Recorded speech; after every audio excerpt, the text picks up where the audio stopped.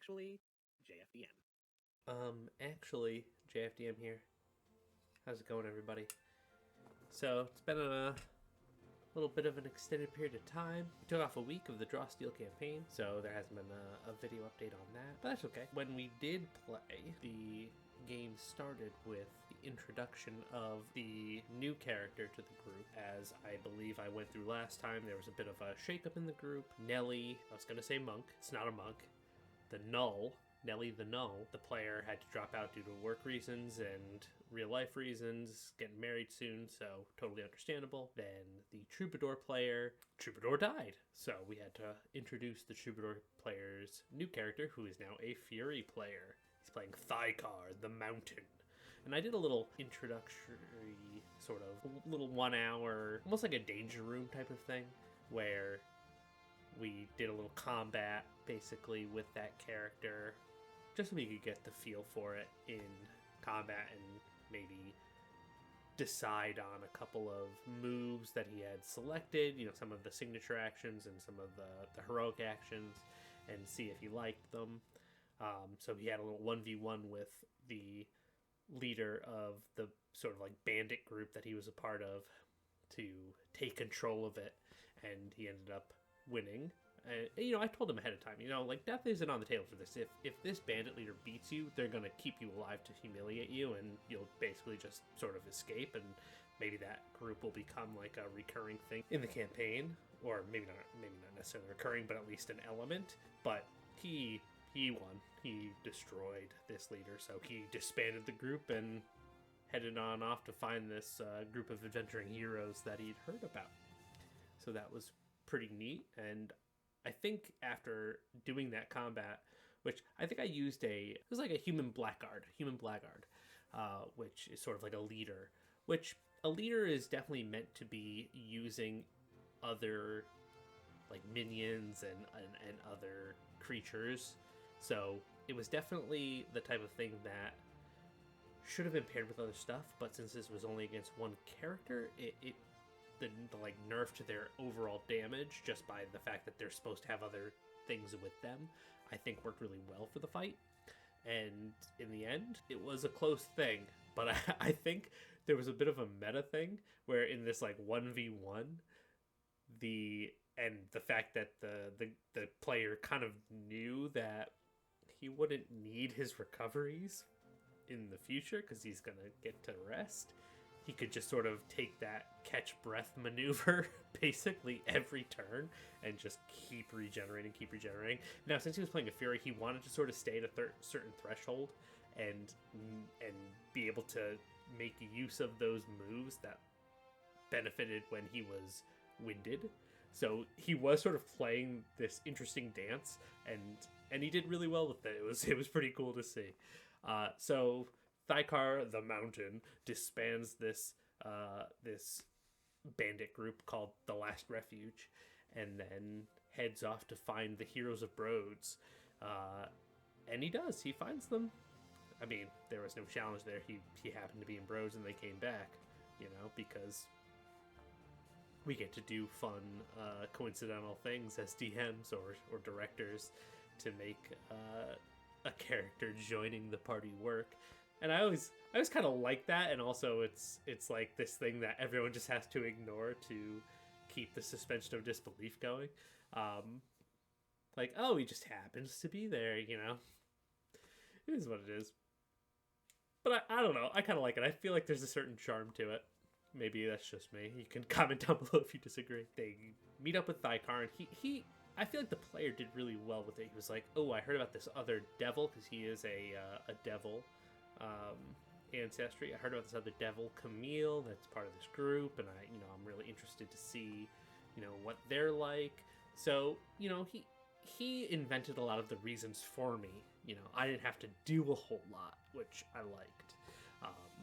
And this player, this certain player, he's like the only player in any game that I run, and he's in like all of the ones I run online. He's the only one that's ever had characters die. I don't know what it is. He just is. I've got like 6-7 of his characters that I've killed. So I can always trust him. I can always trust him to really bring something new and fresh and fun to the table. So mad shout out to him for being a real trooper and adding to my collection of characters I've killed as a DM / director. So, sorry, tangent there. So Thykar the Mountain joins the group. And obviously, you know, I always find it amazing and fun and hilarious that since the players know that this is another player joining the group, they implicitly trust this person. Now, Thykar the Mountain is not a double agent, he's not a bad guy, but I have taken advantage of this in the past. And I would say, I would look any DM in the eye and say, if there's one thing you should absolutely do in a campaign, is if a character dies, and it's a player that you know is good and you can trust, and maybe they're a player that also DMs, have them infiltrate the party as an agent of the bad guy. I did it with this player, and everyone else just implicitly trusts them because they're another player character joining the party, and it's amazing. But okay, that was another tangent. But what's the tangent counter at? 2, 3, maybe 4 at this point? I don't even know. I'll put it up on the screen maybe if I remember to bring it back. So Thykar joins the party. They venture back out towards, you know, this plot of land that they have that they want to clear. It's like basically a hex on this hex map. And they have to do their first montage test. This is where I deployed the first montage test of the entire campaign. It's about halfway through level 1. And, you know, I'm a big fan of skill challenges, skill tests. Well, skill challenges. I'm a big fan of skill challenges and inserting them into 5e. I use a variation. I'll sort of blend the skill challenges presented by both Matt Colville and the Dungeon Coach. I really like the Dungeon Coaches, like the DC-20 version. That's another game that I kickstarted that along with Draw Steel, and I would love to play a one-shot or little mini campaign with DC-20 because I think there's some really cool ideas in there. And skill challenges, like Dungeon Coach's one round skill challenges, I've done a couple of those. I like the success points versus failure points, getting an additional point for every 5 you beat the DC by, an additional point if you hit an at 20. I've used that.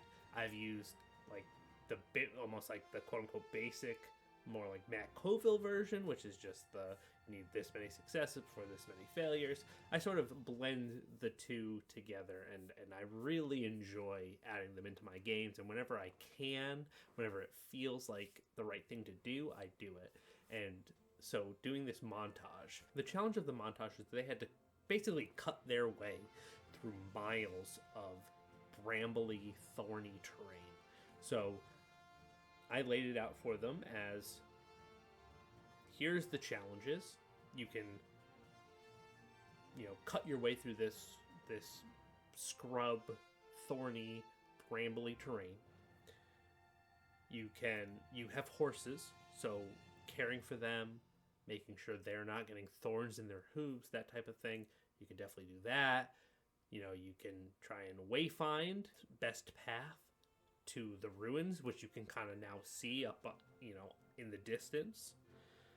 There's cliffs, like it's cliffy and hilly, so, you know, climbing, pulling, dragging, like you could do all sorts of stuff with that. And then, you know, obviously I let the players have their imagination, their creativity go from there. You know, I really like that in the montage rules for Draw Steel, it says, hey, you should really lay out at least a few challenges for the players, so that those that don't really have the creative juices, they're not really feeling the montage, can have something to latch onto and sort of get their teeth into and at least make a check and not be like, I don't really know what to do. So I think that is a really great touch, and you know, the director can lay out a certain amount of challenges and really determine which ones can be done multiple times, which ones can only really be done once, based on what the scenario is.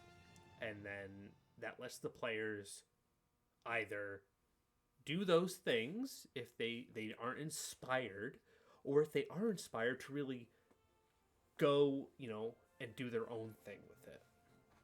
And I love all of that. Cheers. So Montage ended up in I believe it was a total success. Although a lot of their successes were success with a consequence. I think it took place over a course of 2 rounds. And by the end of 2 rounds, they had racked up enough successes, and I don't think they had any failures. But they had a lot of successes with consequences. So after the first round, they got attacked by a nest, I guess, of snakes. There were 2 of these sort of leaping, constricting snakes, and 2 of these spitting snakes. So I used the animal rules in the monster codex, and I was able to pretty easily build 2 different animals off the same stat block. That one, because of the way you spend points to sort of give them traits, one was like a plated, which made sense to me because they're living amongst these brambles and there's these thorns, so they need something that's sort of gonna keep them from getting pricked all the time. So they're plated, they're leaping, and they're venomous. So they would leap on things, knock them prone, and then they would bite at them, which would grab them, so they could get them grabbed and prone. Which, coming from the 5e background, when someone is prone and grappled, they can't stand up. But I didn't see anything in the draw steal rules that supported that particular interaction. So I was doing that as a 5e DM, a primarily 5e DM, thinking, ooh, I'm gonna get them here. Doesn't work the same way. They did not get got. Maybe I'm missing something in the rules, but I couldn't find it at the time. If you know of something that I missed, comment down below and I will be super happy. Because I was sitting there like, man, I really thought that this combination was going to be super good. Turns out it's not nearly as good as it is in 5e. And I was a little let down by that, but that's okay. They killed the 2 sort of leaping, grappling constrictor snakes, and they killed one of the spitting snakes, and then the last remaining spitting snake just bailed because, at that point, it's sort of like they're just animals. Like, they have no compulsion to just fight till they're dead. The ones, like the big ones that were attacking, the alphas, if you will, were dead. Why are the beta range spitters going to stay? They bailed. And I really like that combat in the middle of the montage. I feel like that is super fun, and I like that even if they were super failing the montage and just not doing well, this combat happens and they can get a victory. So even if they had failed the montage, they would have come out with a victory, which is XP, which is something that makes them better in the future, right? So I really feel like that is just inspired design and a really amazing, awesome thing that a director can look at and insert into their montages. Because one of the most common results seems to be success with a consequence. Most of the tests that I was dictating were medium tests, and that is one of the most common results in a medium test. And I love that. I love that it's, yeah, you succeed. But, you know, I don't see myself as the most creative, improvisational DM. I like to plan. I'm a planner.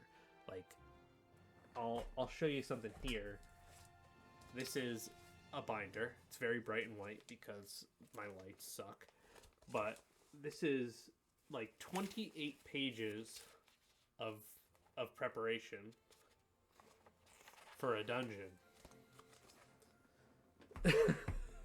Which is ridiculous. It's crazy. But I'm a planner. And a dungeon is a place I can plan a lot because things are very typically confined and predictable. Obviously, the players could go way crazy and do something I'm not expecting, and I'll have to react to that. But I can really get into the minutia of the most likely thing they're going to do is this, and that's going to lead to this, and that's going to determine this, and that's going to do this.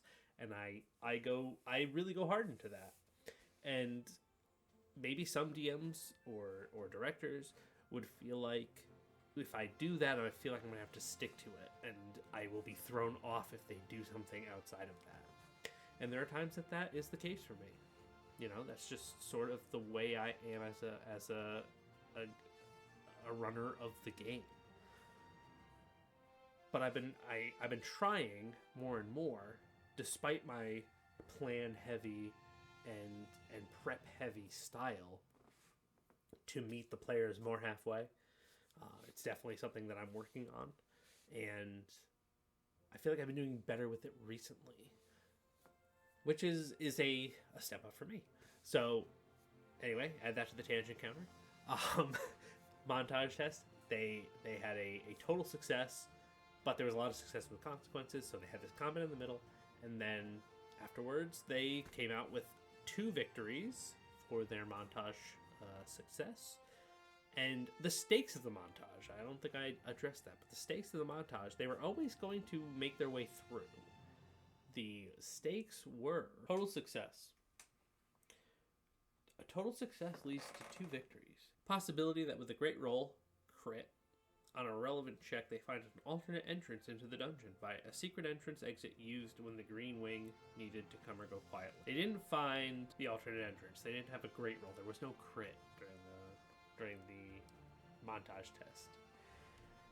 But the stakes in this were, if they only got a partial success, there would have been a complication in terms of the loss of recoveries and malice for me.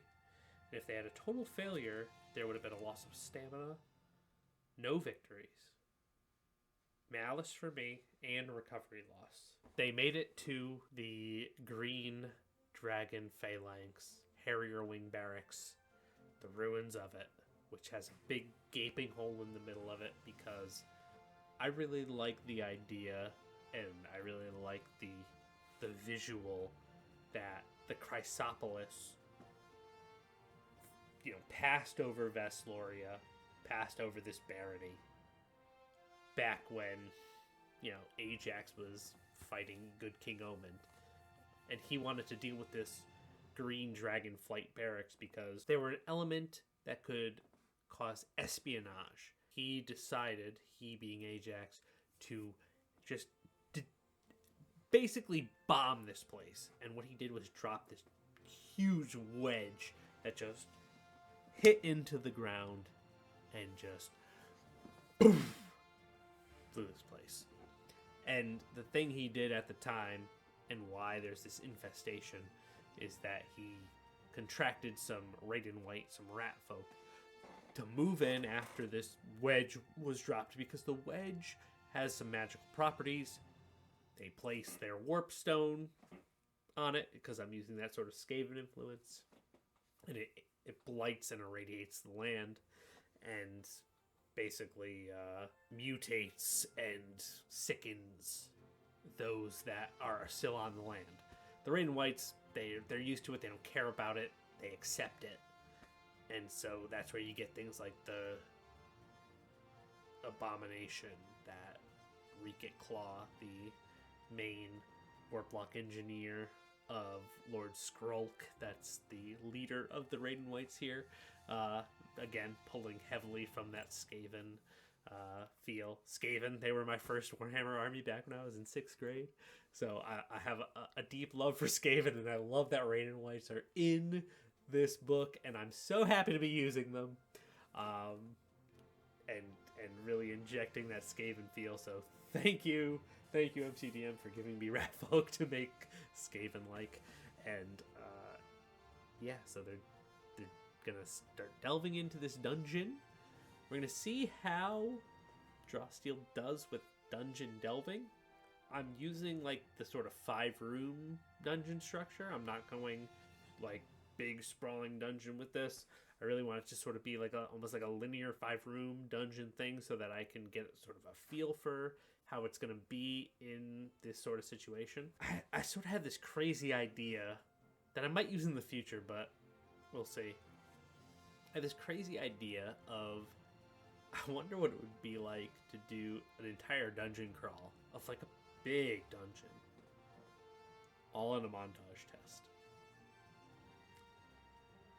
Do you think that would work? Do you think that'd be just absolutely terrible? Like, you gotta tell me. You gotta tell me in the comments, because part of me, like, the thing about dungeon crawling, when we're talking about 5e, or, you know, games that are actually suited to a dungeon crawl, like built around the idea of doing dungeon crawls and that sort of resource management, like Shadow Dark or OSR stuff, or, you know, Dungeon Crawl Classics probably. I haven't actually played DCC, but it's in the name, so it's gotta be, right?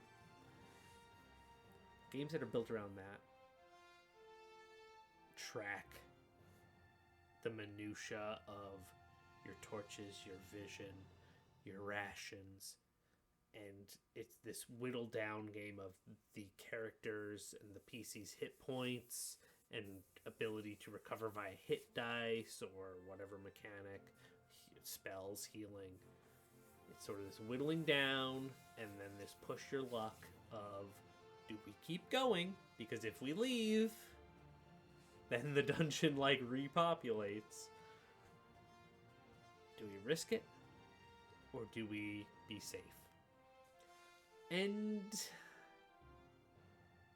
since I haven't done it yet in Draw Steel, since I don't know what it's going to be like with the victory system, I feel like the victory versus recovery system can work. I feel like it can work. I just don't know. I don't have the experience to know how it's going to work. So we'll see. We'll see. I'm gonna try it out. I'm not just gonna relegate it to a full montage test to navigate the dungeon. I am going to actually, run it as almost a 5-room dungeon crawl, if you will, and we'll see how it goes. And from there, once I do it once, I'll have a much better feel for it, obviously, and then at that point, I can tweak. If I think that just running a dungeon as a montage test will be interesting and work, I might try that next. Maybe with a small dungeon. Maybe not like a massive dungeon. A small dungeon. I don't know. We'll see. Because I think the next dungeon the players might go into, if I'm hooking them properly, is a dungeon beneath the temple in the seat of Anovia. That's sort of my plan. They already talked to Reyna, that conduit priestish NPC, who said, let me look into stuff. They built this here for a reason. It's meant to cover something up. So I think they have an idea that there's something of value buried beneath this church to St. Ajax in the ruins of the temple to Llewellyn. I think I've rambled and blabbered on enough. I mean, I've been going recording-wise for 28 minutes. Holy crap. Once I edit it down, it'll be a lot shorter than that, but I want to thank you. Thank you all for tuning in. I want to thank my currently 20 subscribers. Y'all are awesome. And if you want to join that very exclusive group, the subscribe button is down below. I urge you to comment. I love seeing the comments and answering them, and I'd love to have an engaging discussion. I do want to also apologize for the audio issues on my last video. I tend to side or err on the side of not wanting to blow people's ears out, so I keep things quieter, which I know for a lot of people, they probably have a certain volume that they listen to things at. I have a certain volume I listen to things at, and when something is less than or way more than that, it's jarring. So I totally get that it wasn't where you wanted it to be. And, you know, I'm really working on trying to figure out the best place for me to set my own audio levels. So I appreciate you bearing with me through that. And, yeah. We will catch you on the next one. Thanks for being here.